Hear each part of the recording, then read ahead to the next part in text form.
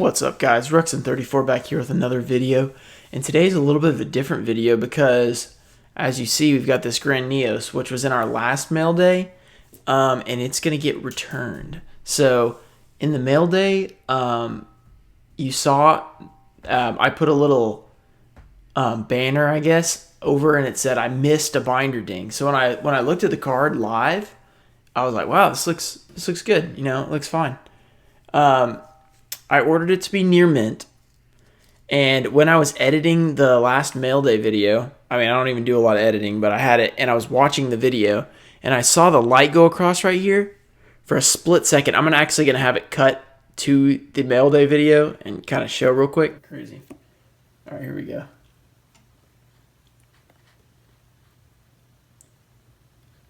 Looks pretty good. Oh, what is that? A tiny thing up there. You can see that ding right there. You couldn't tell on the back on the mail day video because my thumb got in the way. But if you look here, you can see it right there. It creases through there. So that's what we call a binder ding, usually from being in those old crappy binders. I guess when they would, like, the cards would not, the pages would not all the way turn all the way. So basically, I saw that last night, and I was like, okay, I need to message the seller. So, I mean, I'll request a refund because it's not in near mint condition, because I do harp on people for complaining about their near mint condition cards, but a binder ding pretty much knocks you down. If you graded the card to 6 maximum, you'd get a PSA 6 at best, which would be less than near mint because a 7 is loose near mint. So I was like, okay, if it goes all the way through the card, it's basically a bend, then it's not near mint. So I was like, I'll just request a return. He can return it. So I messaged the guy and I said, hey, I got the card. It looked pretty good. But when I was looking at a video of it, I was editing a video, I noticed that it had a binder ding. So I went back and checked and it was there. So if you don't mind, I'd like to return. So the guy had listed no returns, which, if you know anything about people that put no returns, that usually is not a good sign. Because if you're not going to accept a return, it's because usually because you know something is probably messed up. So I just kind of want to read what he said. It's super long. I woke up to this, and I was just like, oh my goodness. He said, I'm sorry to hear the card wasn't to your liking. However, on the description, it clearly states no returns, and I took multiple pictures for you to get a better look at it. He did take multiple pictures, but none of them had the picture of the damage. So taking multiple pictures doesn't really matter if you don't show the problem with the card. So that's his first irrelevant point. If you want basically perfectly minted cards, don't buy near mint, which I do agree with that, but this isn't near mint. I don't want perfectly minted cards. I want near mint cards, and this is not near mint because it has a ding. Unless you extensively talked about the possible minor imperfection of a near mint card prior. Okay, that was following up with the thing. So, yeah, that wasn't near mint. But now I give you 2 options. 1, I will refund you a small... He says, now I will give you 2 options. As if eBay can't refund me. I will give you 2 options. 1, I will refund you a small amount of money. Example, $10 to $15. So I guess he means $10 to $15. This was $145. So he's offering to refund less than 10%, or either a little over 10% or less than 10%. So that's horrible. I mean, that's like, it's not worth just getting $10. Like, if he offered me, I still wouldn't want a partial refund because I only want a near mint version of this card. So he could offer me like half the money. I still wouldn't really want it. I'd rather just return it.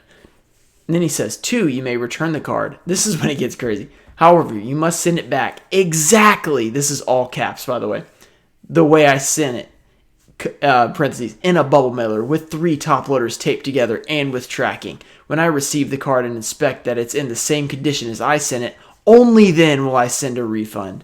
However, I will only send back $140, $5 less than I paid, assuming the card is in the same condition as it was sent, to cover my end of the shipping, handling, and fees, seeing as the description, it did state no return, and I'm giving you that option. Wow, what a nice guy, man. I mean, this guy he's so great.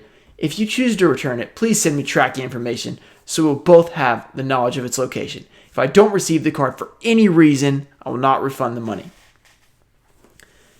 So many red flags right there. Just look at this guy. First, he's accusing me of, he's critiquing my buying habits because I bought a near mint and I wanted mint. But really, I wanted a near mint and he gave me, he probably honestly didn't even know it was there. But it is, the fact of the matter is, it is there. So, and he sent me a card that's slightly played. So, first there's that. Then he acts like, oh yeah, I will give you two options. Here are your two options. You could take my very tiny refund that's not even worth it, or you can return it exactly the way I did.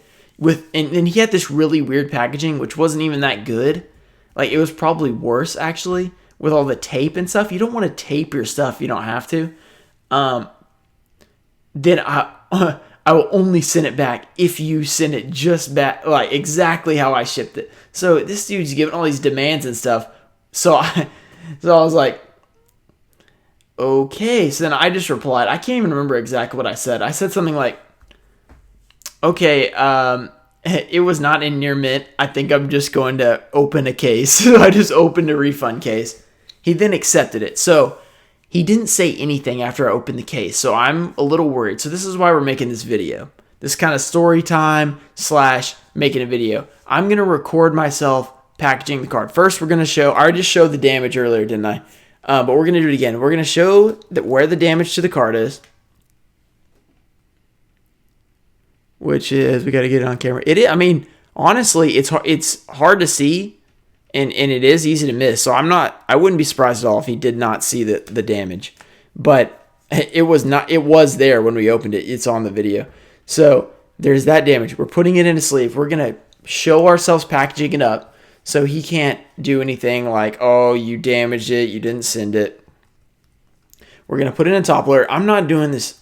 Well, I guess I'll just do the triple. I'll do triple top loader, but I'm not going to tape them together because I don't want anything weird to happen. So we're going to do triple top loader. We're going to put them in a team bag. So this is a good lesson for you guys on how to ship cards. So first of all, I put it in a penny sleeve. Top loader, very important. If you don't have team bags, which are these, if you don't have these to put your cards in, you need a double sleeve. You need a double sleeve with a smaller sleeve upside down into a penny sleeve. And then you can tape the top. So that way if it slides up, it'll just hit the sleeve and not the tape. If you do have a team bag, okay, this guy wants triple top loaders. So, all right, we'll tape it for him. Just so he has no excuse at all, which honestly, it's not a real excuse. If I don't package it just like him, that has nothing to do with it. But whatever, I don't know. This guy woke up on the wrong side of the bed. The weird thing is this guy has like 400, 100% feedback.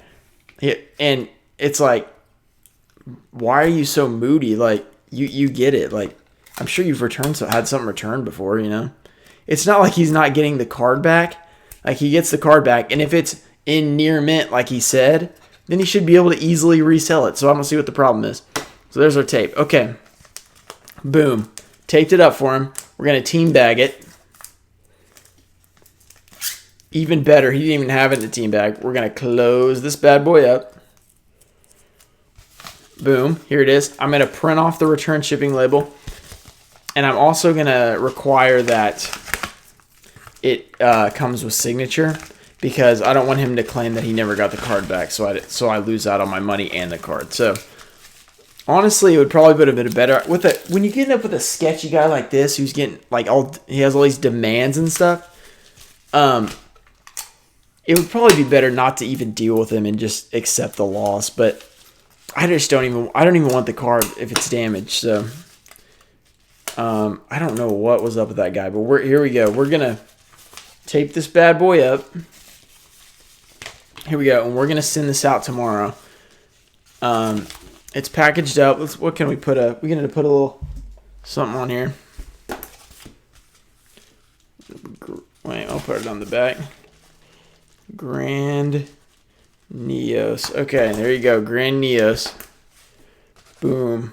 Okay, we're sending this out tomorrow.